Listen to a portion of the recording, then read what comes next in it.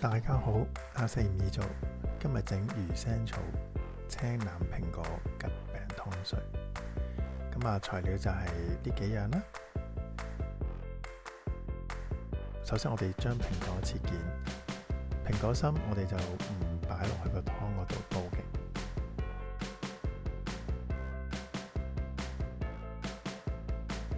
咁切好咗蘋果之後呢，我哋下一步就係處理青藍。咁青藍呢，我哋就需要用刀拍一拍個青藍，咁令到佢嗰個表面破開，咁見到核都唔緊要嘅。拍扁咗嘅青藍呢，嗰個甘味就可以走到出嚟啦。然之後我哋就將蘋果啊、桔餅同埋青藍就揾水再去洗一次先。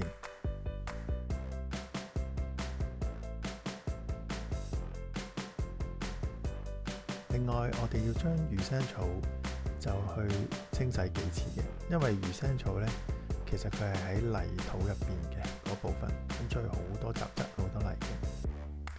你睇下第一次都已經有好多雜質，前後我都洗咗幾次㗎。咁將呢個魚腥草沖洗咗幾次之後呢，咁我哋就可以將蘋果、青藍同埋桔餅呢都放埋落去。再揾水浸住佢多幾分鐘，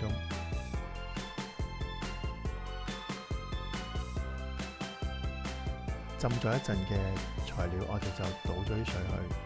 咁而家就可以放落去個湯煲嗰度煲㗎啦。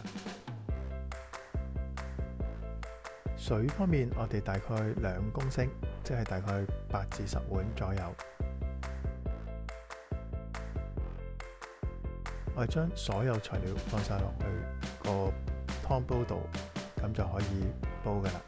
我自己就中意煲30分鐘左右嘅。話咁快，一煲甘甘地又帶蘋果甜味嘅魚腥草蘋果青藍桔餅湯水就搞掂㗎啦。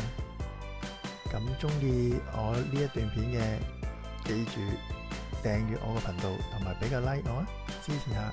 多謝大家，下次再見，拜拜。